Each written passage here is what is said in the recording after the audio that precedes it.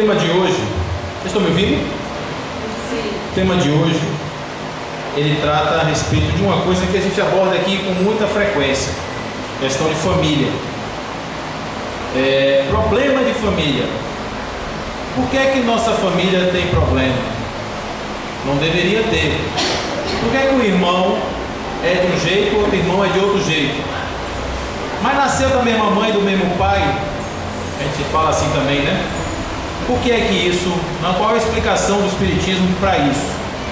E a gente traz o tema que é justamente os dois tipos de família, conforme nos mostra o Espiritismo. Os laços de sangue não estabelecem necessariamente os laços espirituais. A gente vai voltar depois para falar sobre isso, tá? Eu vou só ler e depois a gente volta. O corpo procede do corpo, mas o espírito não procede do espírito, porque este existia antes da formação do corpo. O pai não gera o espírito do filho, fornece-lhe apenas o envoltório corporal, mas deve ajudar seu desenvolvimento intelectual e moral para o fazer progredir. Os espíritos que se encarnam numa mesma família, sobretudo como parentes próximos, são os mais frequentemente espíritos simpáticos, ligados por relações anteriores, que se traduzem pela afeição durante a vida terrena.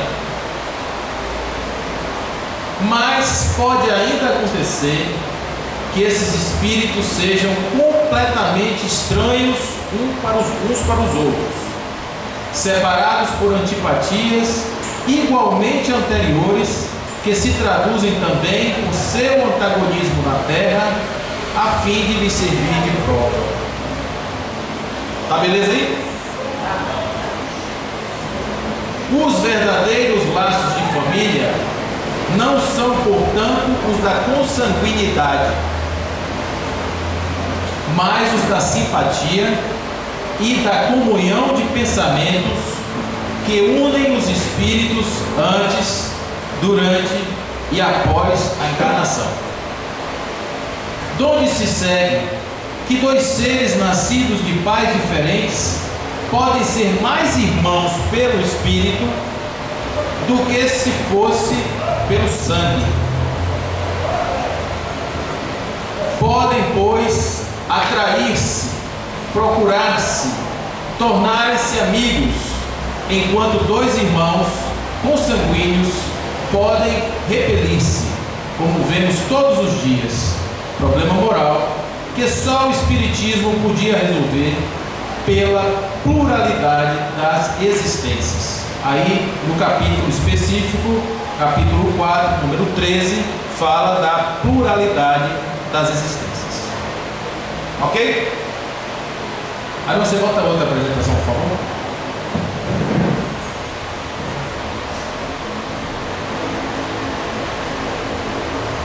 Isso. Muito bem.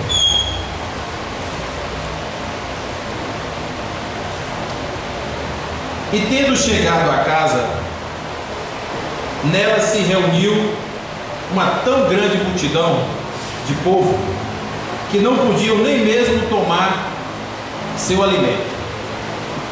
Seus parentes, tendo sabido disso, vieram para se apoderarem dele, porque diziam que ele havia perdido o espírito.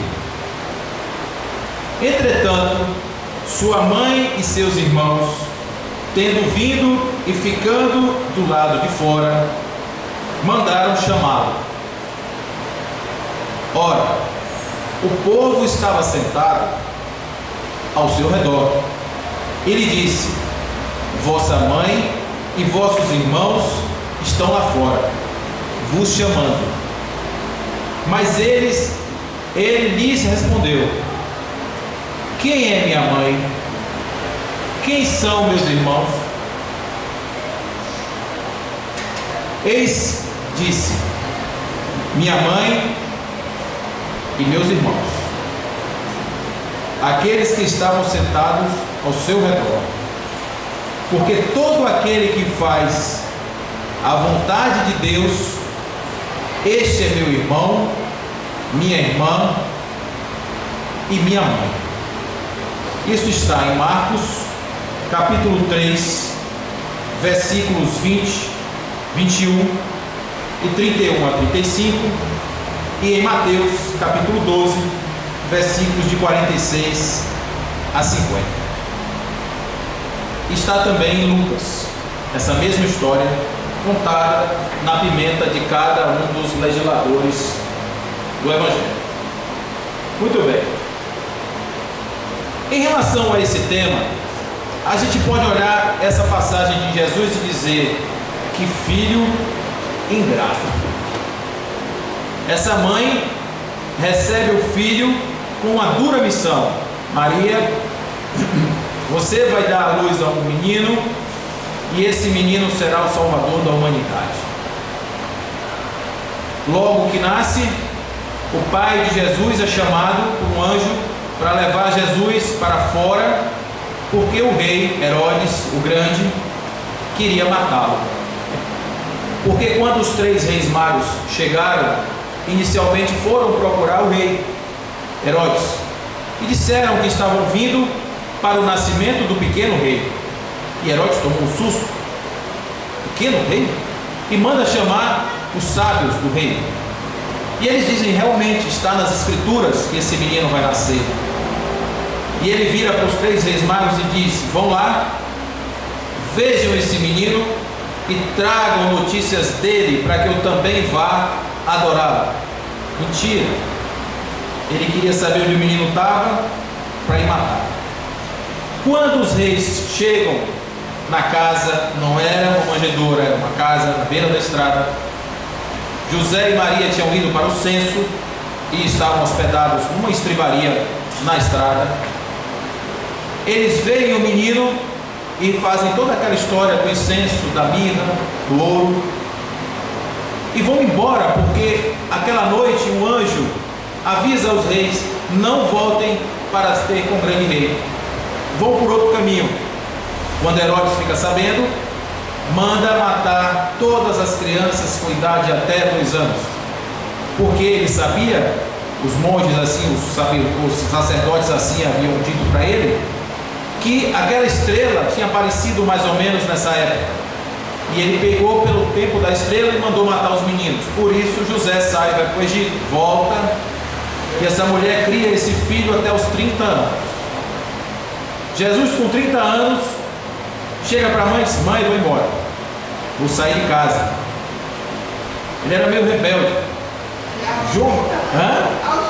Aos 30. Ele não casou. Moderno ele, né? Ele não casou. João Batista teve um destino diferente, porque os pais de João Batista, quando João Batista nasceu, eram velhos.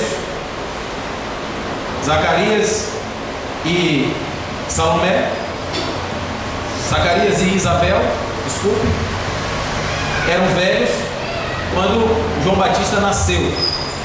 E aí, obviamente, quando João Batista era um rapaz, um homem, ele já tinha morrido. João Batista era um órfão e estava no deserto comendo gafanhoto e mel e vivendo realmente a sua reencarnação de Elias. Ele acreditava nisso fortemente. Mas Jesus sai de casa. Ele tinha irmãos. Vocês sabiam que Jesus tinha irmãos? Irmãos. Ele tinha irmãos, e a convivência dele com os irmãos não era aquela convivência que a gente poderia dizer, né? Um ser de luz, de amor, carregava os irmãos no colo. Não, a história não conta muito sobre isso, simplesmente. Era uma família normal. Mas Jesus sai de casa, passa 40 dias e 40 noites no deserto, e dali começa a sua peregrinação.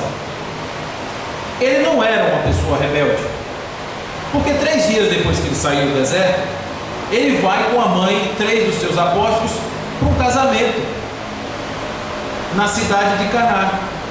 É lá que ele faz o primeiro milagre dele, transformando água em vinho.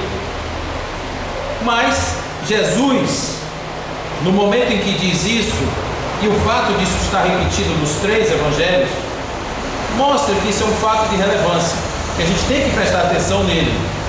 Pode ser uma coisa banal, Jesus dizer assim: ô mãe, estou trabalhando, peraí, não tem nada não estou doido não, estou normal, eu só estou trabalhando. Mas ele era muito impulsivo. Ele entrou no templo, viu as pessoas lá fazendo comércio dentro do templo, quebrou tudo. Você imagina isso para a família? Ele é um garoto problema, não é? Meu irmão é meio problemático, tem umas ideias assim meio contrárias às escrituras. Assim podiam pensar os seus irmãos, porque assim pensavam os judeus daquela época em relação a ele. Todo mundo que não seguia as escrituras fielmente era do contra. Ele era do PSOL naquela época. Se não tivesse partido, ele seria do PSOL. Mas ele tinha muita personalidade e, acima de tudo, muita ciência do que ele queria fazer. Não era menino, ele sabia exatamente o que ele estava fazendo. E a mensagem foi a seguinte: minha mãe e meus irmãos são todos aqueles que estão na minha sintonia. Não há exclusividade naqueles que estão ali. Quer ver que ele disse isso? Uma certa vez ele estava ensinando os seus discípulos a amar, e ele disse: amar quem nos ama, qualquer publicano faz, qualquer coletor de impostos faz, qualquer pessoa maldosa ama aqueles seus parentes, filhos, etc. O mérito não está em amar filhos, mulher, parentes, está em amar quem a gente não conhece, está em amar pessoas que estão no nosso ciclo de proximidade. E aí vem a parábola do bom samaritano, contada por ele também, aonde o cidadão caído na estrada, passa um sacerdote, não liga, passa um levita, não liga, passa um samaritano, e a Samaria era um povo proscrito, eles eram considerados hereges, eles não cumpriam as escrituras. Então, por isso que Jesus fala tanto dos samaritanos. Eles eram impuros. Para você ter ideia, se a sombra de um samaritano passasse por cima da sombra de um judeu, ele tinha que ir para o templo se purificar. Tamanha a distância que existia entre esses povos. Então, Jesus usava o samaritano para esculhambar mesmo, assim, para quebrar aquela estrutura de que o bonzinho é o que vai para o templo e que etc. Ele queria dizer que o bom é o que tem o coração pleno de luz e de paz. E aí, dentro dessa realidade, esse samaritano pega esse rapaz, bota no lombo do burro, leva para sua casa, para a estalagem, dá o dinheiro do estalajadeiro, descuide dele, quando eu voltar eu dou mais, se precisar. E ele pergunta: quem é o próximo? Aí vem a resposta: aquele porque o homem teve misericórdia. Então o próximo não é parente, não é pessoa da família somente, é sobretudo qualquer ser humano que habita o planeta Terra, desde que os meus olhos consigam alcançar. E aí, a partir desse processo de sintonia e dessa inauguração que Jesus faz, fazendo a gente pensar sobre os verdadeiros laços de família, a gente pensa da seguinte maneira: o que são essas famílias estabelecidas nos laços de sangue? E a gente vê o seguinte, conforme está no texto, os laços de sangue, eles não têm vinculação necessariamente com os laços espirituais. Nem todas as pessoas que estão na mesma casa são irmãos espirituais que vieram cumprir uma missão programada, adrede, combinada com o nosso lar, que aparece aquele conjunto, aquelas pessoas que estão ali para reencarnar. Vou reencarnar no campo, você vai ser meu marido, nós vamos nos reencontrar. Isso sim é uma combinação. Mas existem casos onde dentro da família vão encarnar pessoas, espíritos que não tinham nenhuma vinculação com aquelas pessoas. E aí a gente vai comentar um pouquinho sobre isso. O corpo procede do corpo, porque ele precisa de um homem e de uma mulher, de um gameta masculino e feminino para poder ser gerado, o corpo físico esse. Mas o espírito, ele não procede do espírito, porque ele existia antes da formação do corpo. Ou seja, a criação do espírito não tem nada a ver com a criação do corpo. Tem nada a ver com a criação do corpo. Se a gente olhar Gênesis capítulo 2, a gente vai ver o seguinte, que lá Jesus pega um boneco de barro, ou Deus pega um boneco de barro e sopra nas narinas do boneco. Não é assim? Que o homem foi criado de um boneco de barro. Então eu tenho o princípio material, que é o corpo, e tenho o princípio espiritual, ou o princípio inteligente, que é o sopro divino inalado nas narinas do boneco de barro. Então o corpo é o corpo, o espírito é o espírito. O homem é um ser múltiplo, porque ele tem espírito, ele tem corpo e ele também tem perispírito. Assim nos fala Kardec pela codificação. Então o pai não gera o espírito do filho, fornece apenas o corpo. Olha, filho, toma aqui um carrinho para você fazer suas aventuras. É mais ou menos isso. Mas deve ajudar no desenvolvimento intelectual e moral para o fazer progredir. Quando nasce um filho numa família, os pais têm uma responsabilidade extremamente importante. Não é sofrer, longe disso, é educar. Mas o que é educar? Educar, pela formação dessa palavra, é fazer com que a pessoa bote para fora o que está dentro dela. Isso é educar. A palavra educar quer dizer colocar para fora. Então, no momento em que o pai e a mãe são os primeiros contatos do filho com a sociedade, com o mundo, esse contato de amor, de carinho, de proteção, que são os instintos básicos que o filho já traz dentro da sua herança animal, o pai e a mãe têm a missão de conduzir esse filho para que ele tenha um corpo íntegro, uma alma íntegra, como a gente diz, no sentido dele ser uma pessoa segura de si, ele ser uma pessoa que tenha estabilidade emocional, que ele não seja uma pessoa destruída do seu auto-amor. Porque muitas vezes nós cometemos os erros de querer que os nossos filhos sejam exemplos do que somos. E será que nós somos exemplos para os nossos filhos? Essa é a pergunta. Muitas vezes nós transferimos para os nossos filhos angústias que são nossas, as nossas inseguranças. A gente passa no processo de educação para o filho, achando que está protegendo o filho, porque o filho está dentro da nossa zona de conforto. Aqui, esse comportamento eu domino bem. Se meu filho for rebelde como Jesus, eu vou ir para a casa dos outros pedir para ele vir, porque eu estou chamando ele, porque eu fico preocupado porque ele está daquele jeito. Então, esse é o processo de educar, é dar asas para esse espírito poder voar. Esse sim é o verdadeiro sentido da educação. A missão dos pais não é formar espíritos, pois os espíritos vêm formados. É dar um corpo, uma combinação de corpo, espírito e alma, que seja funcional e possível para que esse indivíduo exista com dignidade nesse mundo.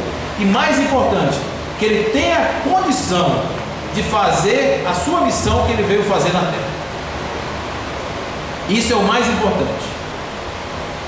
Muito bem. Os espíritos que se encarnam numa mesma família, sobretudo como parentes próximos, são mais frequentemente espíritos simpáticos. Antes, o que é que o texto estava dizendo? Que nem todo mundo que nasce numa família é espírito que tinha vinculação no mundo espiritual. Estamos agora simplesmente concordando com isso, mas dizendo que frequentemente essa combinação familiar na Terra é de espíritos que já se conheciam previamente, ok? Ligados por relações anteriores que se traduzem pela afeição durante a vida terrena.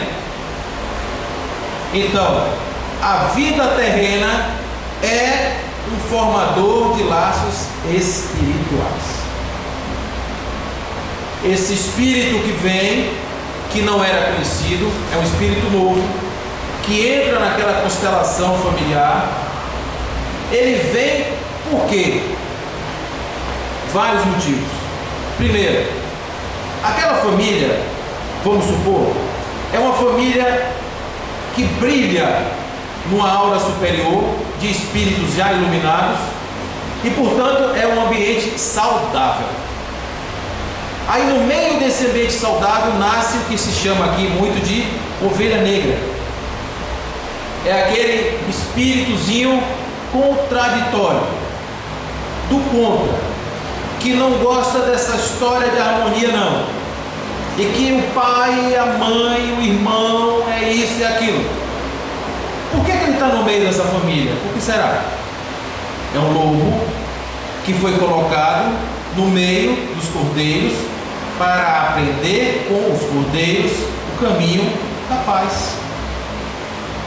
Uma família amorosa vai ensinar o quê? Amor, tranquilidade, harmonia. Então, é para esse espírito um verdadeiro hospital. Essa família é um pronto-socorro para esse espírito. Agora, e se a família não for esse equilíbrio todo? Aí nasce um espírito que é o contrário. É a luz em pessoa.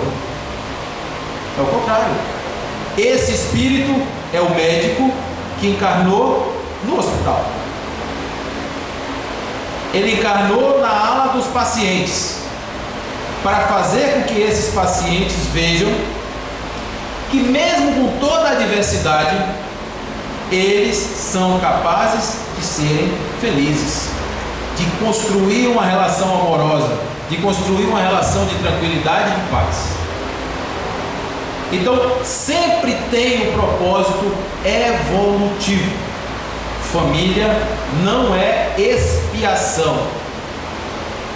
Família é muitas vezes prova. É uma diferença. A expiação é um sofrimento sem fim. É um sofrimento que a pessoa está ali expiando. Um exemplo de expiação: a pessoa nasce com uma deficiência cerebral irreversível e não consegue se livrar disso. Isso é uma expiação.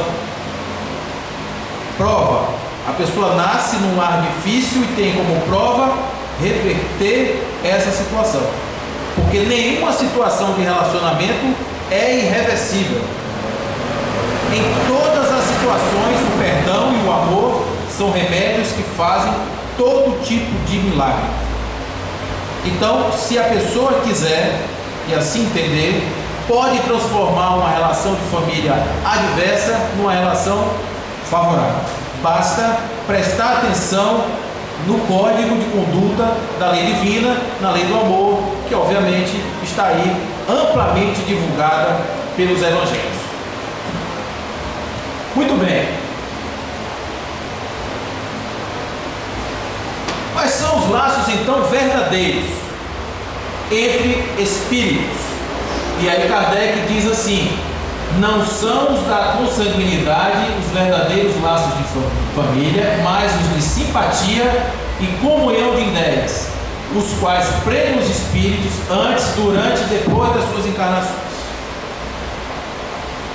A gente vive muitas vezes a oportunidade de ter um espírito do nosso lado, e todos os dias da vida é um convite ao refazimento, mas a gente deixa sempre para amanhã.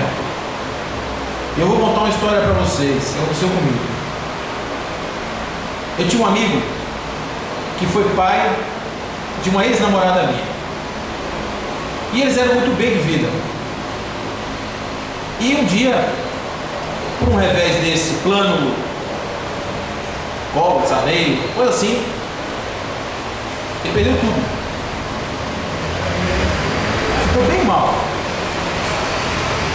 Aí, passou. O cara qualificado, formado, tudo. estou desempregado, uma situação muito complicada. Um dia eu encontro com ele com uma roupa de trabalhador de pintura numa usina no polo petroquímico.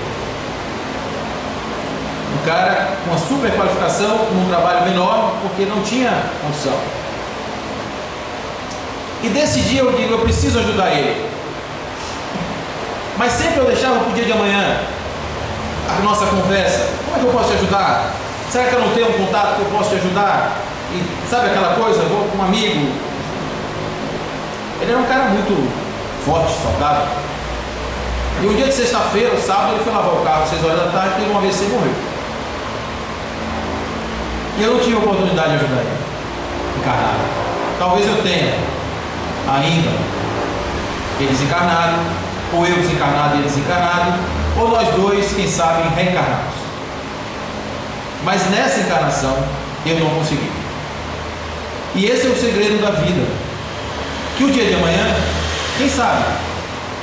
Qual é o dia de amanhã? Ninguém sabe. Então qual é o dia de fazer? É hoje. E se vocês quiserem saber como Jesus disse isso para a gente, existe uma parábola chamada Parábola das 10 Virgens, e que ele conta essa história direitinho. A gente vai contar essa história depois para vocês aqui. Mas dentro dessa relação de laços verdadeiros, eu só acrescentaria, porque isso não está nessa frase de Kardec, mas está em outros lugares dos livros dele e das outras qualificações, dizendo o seguinte: que muitas vezes uma relação adversa também é vínculo de espírito. No momento em que dois espíritos estão vivendo uma relação de conflito, a mulher casou com um homem. Caso real, viu, gente? Só não vou dizer onde foi nem como foi, você não foi aqui, foi longe daqui. Casou com um homem, teve filhos, e o homem largou a mulher. Essa mulher penou tudo o que foi possível na vida, e o homem tomou o destino dele. Em um determinado momento, esse homem volta: cheguei, voltei, os filhos grandes, meu paizinho, bota para dentro de casa.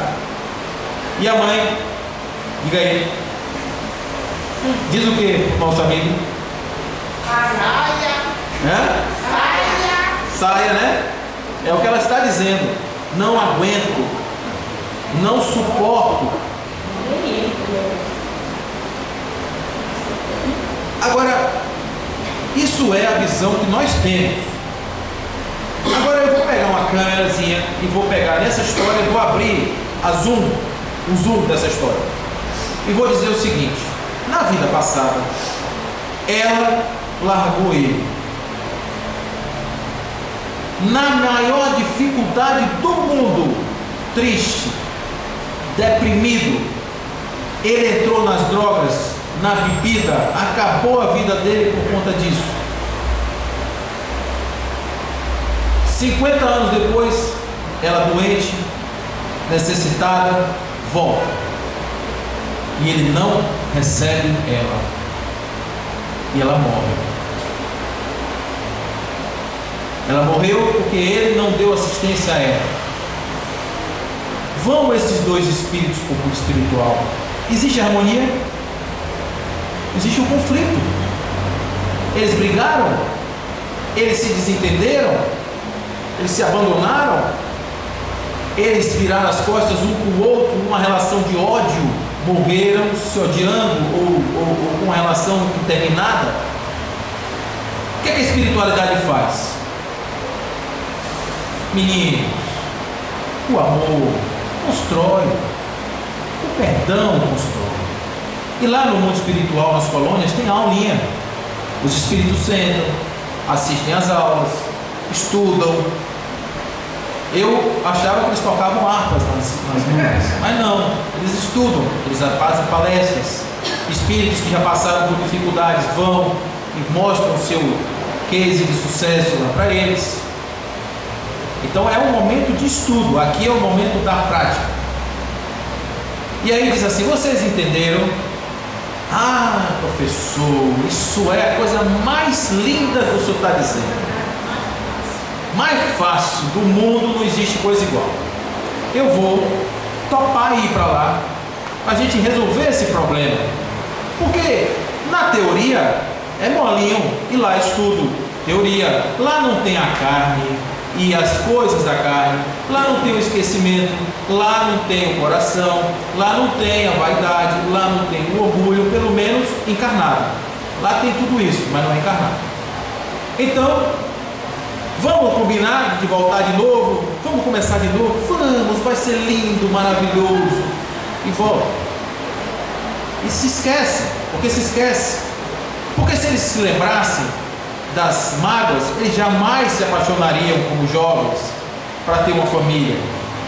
Vem a paixão. A paixão não é amor. Paixão tem nada a ver com amor. Paixão é a ignição do amor. Porque o amor entre dois homens, um homem e mulher, hoje é homem, mulher, mulher, começa na paixão. Mas ela não é amor. Essa paixão termina, acaba. E se o amor não for construído, a relação acaba, perde o sentido. Então, esses jovens se encontram na paixão, têm filhos, mas não conseguem construir a relação de amor. E o marido se esqueceu do compromisso que tinha com ela e fez o que ela tinha feito com ele, porque inconscientemente ele estava ali naquela vingançazinha não resolvida, abandona ela. Quando ele volta, o que ela fez? O mesmo que ele fez com ela.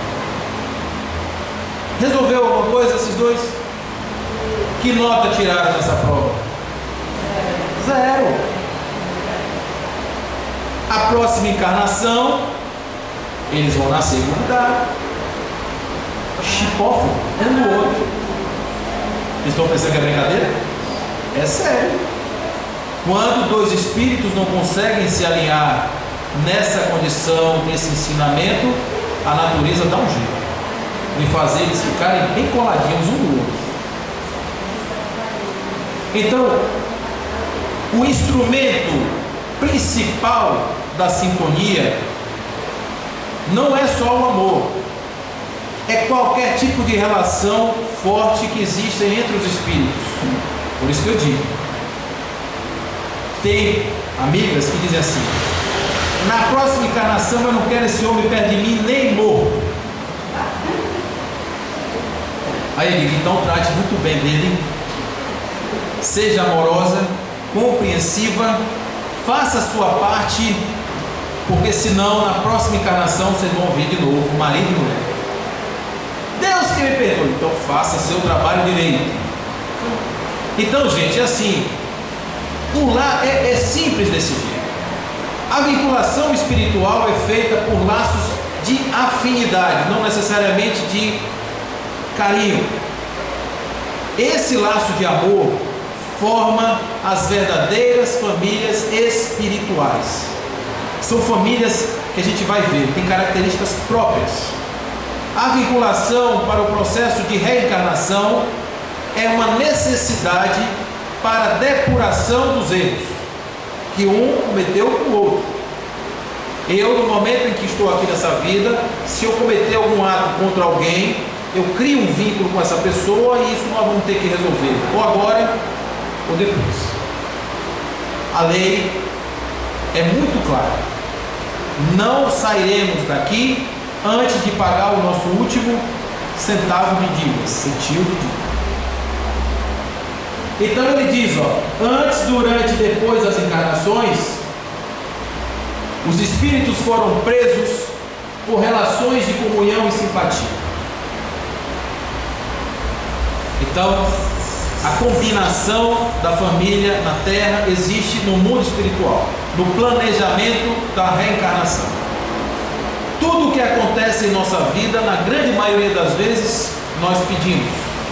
A dificuldade nós combinamos, reclamamos, que é natural, mas não deveria, porque a espiritualidade só deu a chance de vivermos aquela experiência forte porque viu que tínhamos condição de suportar.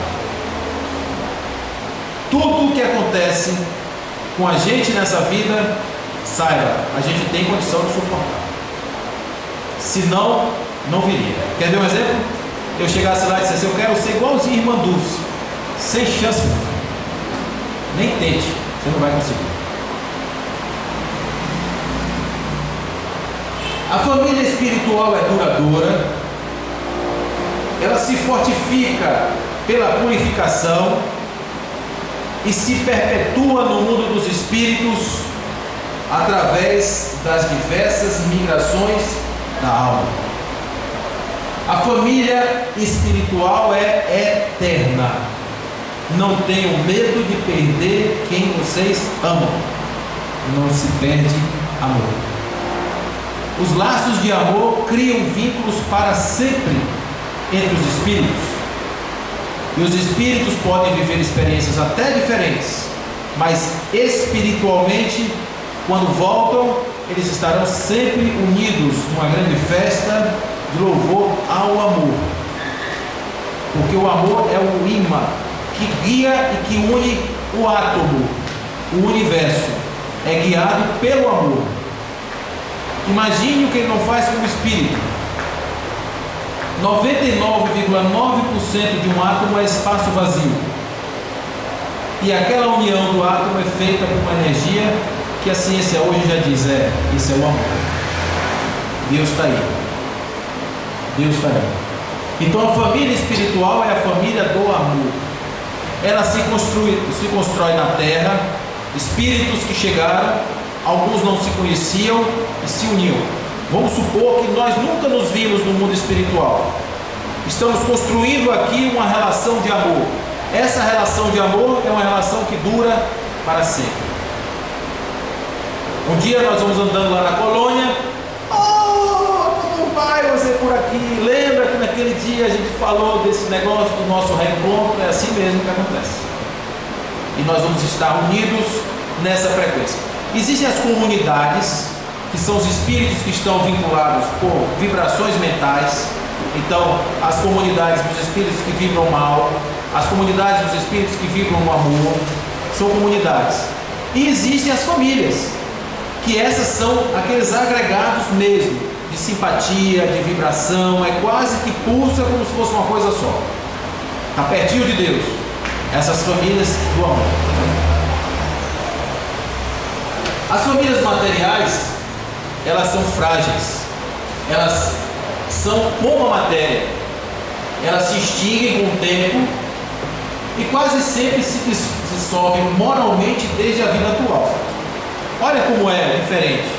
Família material é a relação da matéria, do interesse, das vinculações, da necessidade da sobrevivência. Então, quando a pessoa está num vínculo material com o outro, só quer saber de si, do seu bem-estar. Aí vem o egoísmo, aí vem a materialidade, aí vem a distância, aí vem uma série de coisas que a gente consegue identificar. E isso não é amor, isso é sobrevivência. E essa sobrevivência é a família que guia. É igualzinho a família do macaco, do cachorro, do leão, do elefante, mesma coisa. Só que o homem tem a capacidade de interpretar essas relações, se transformar isso numa relação perene de amor, inclusive com os animais. Inclusive com os animais. A relação que temos com os animais cria vínculos desses espíritos. Tamanha é a força de atração desse sentimento. Como é que se formam essas famílias materiais? Elas se formam a partir do processo da paixão. Um homem e uma mulher se unem, a partir daí tem filhos e a família se forma desse jeito. Joana de Ângeles diz que os homens, de um modo geral, estão se antecipando, ou seja, eles estão se conhecem hoje, fica amanhã, já tem um filho depois de amanhã e daqui a 5 dias já não estão mais uma vez com o outro. Então essa família é uma família que se construiu fora dos propósitos daquela reencarnação. Consegue entender dessa maneira? Então é uma antecipação, porque não houve aquela simpatia. Não houve esse processo, né? Então, a gente tem um princípio, uma proteína que o homem e a mulher possuem, e essa proteína faz com que um se atraia pelo outro no primeiro momento. Então, é a mulher que vê no homem a capacidade de gerar bons filhos nela, e o homem que vê na mulher a capacidade de gerar bons filhos saudáveis para ele. Igualzinho era antes. Mas essa família material, ela evolui, porque ela é um agregado de espíritos que vieram para se constituir numa família na Terra, para servir de escola para todos, para servir de hospital, para servir de reformatório, para servir de tudo isso. A importância da família. O espírito precisa da família, isso está na lei de sociedade. Então a gente tem que ter realmente essa vinculação com todos os problemas e percalços. Esses são os desafios que nós precisamos resolver. E as famílias espirituais, como é que se formam? Pelos laços do amor. Então, quando Jesus diz assim, ó, eis minha mãe e meus irmãos, ou seja, minha família pelos laços espirituais, pois aqueles que estão em sintonia comigo, esse é minha irmã, esse é minha mãe, esse é meu pai, esse é minha irmã, meu irmão, minha mãe, meu pai. Está claro isso? Então a gente tem que, na verdade, identificar que aqueles espíritos que nós temos afinidade aqui na Terra, parentes ou não, são nossos vinculados espirituais. E nós conseguimos identificar claramente quem são essas pessoas. Às vezes não tem nada a ver com a gente, do sangue, mas é bacana estar com eles. Então, essas famílias espirituais, a tendência, sabe qual é? Todos os espíritos do universo, na psicosfera da Terra, 30 bilhões, serão uma única família espiritual. Quando os espíritos aprenderem a amar indistintamente, amar o próximo indistintamente, sem reserva, sem medo, sem balancinha para contar, meu beijo vale 3 abraços seus, sem esse tipo de escambo sentimental. Quando os espíritos aprenderem a se amar por afinidades, e aí vem de novo Jesus ensinando no Evangelho a lei do amor, e Deus com sua força atrativa do amor, fazendo e operando para que nós simplesmente deixemos de resistir e nos entreguemos a essa força inexorável do amor que guia o universo. É simples assim, e difícil também assim, né? Meu filho, minha mãe, minha mulher, meu marido, não é assim que a gente fala? Olha, gente, a gente não é dono de ninguém, não, tá? Quando casa, até vai no cartório e passa a escritura. Não tem um negócio desse? Passa a escritura, mas ninguém é dono de ninguém. Nós somos companheiros. E aí no Evangelho de Tomé diz assim: sejam transeuntes. É isso que nós somos, andarilhos de uma estrada evolutiva. Posse não é com a gente. E aí vem uma decorrência da posse, que é o quê? A perda. A perda. Perdi. Perdeu como? Perdeu não. Não perde. Nós não nos perdemos de quem não nos amamos.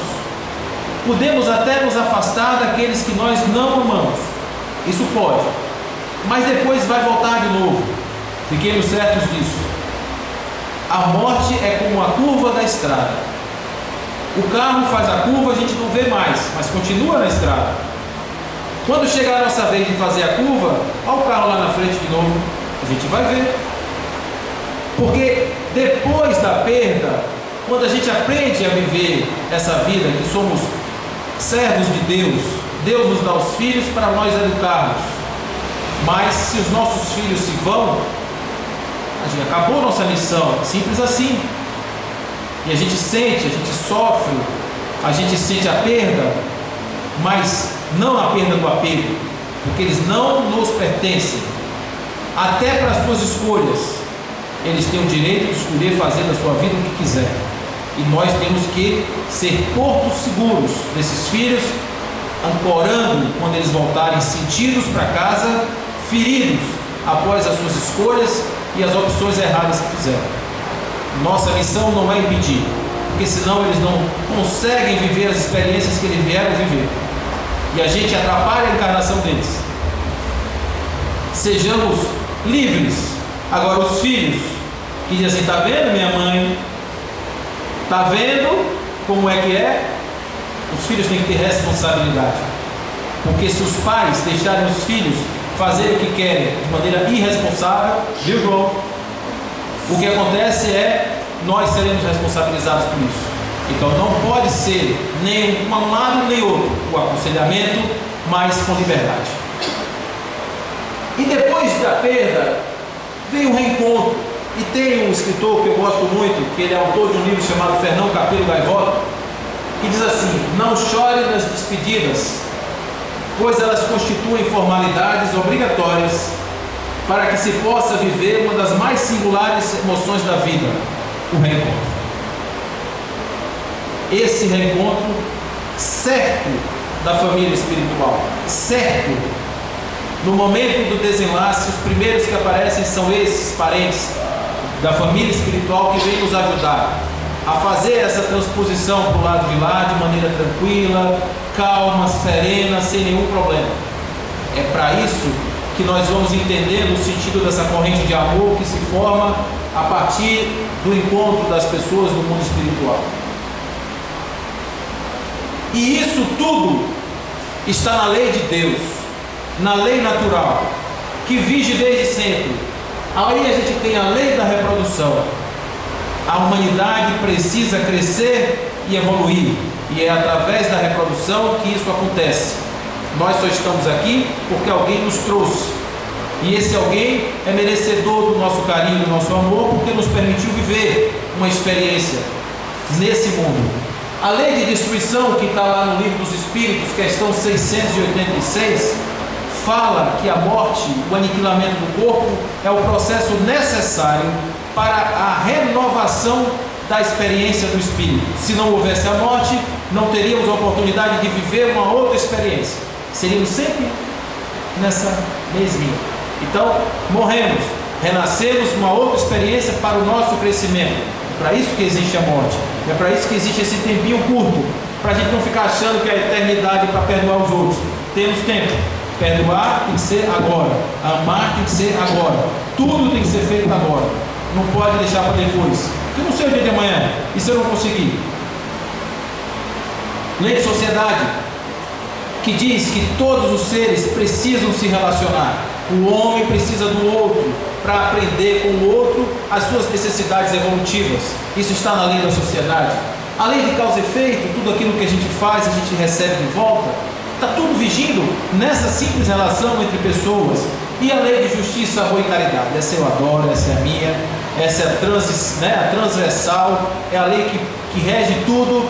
Essa lei diz: sem justiça, sem amor e sem caridade, nós não conseguimos fazer absolutamente nada nesse mundo, absolutamente nada, né? Inclusive impedir que os nossos amigos façam perguntas por causa do tempo, porque eu falei demais.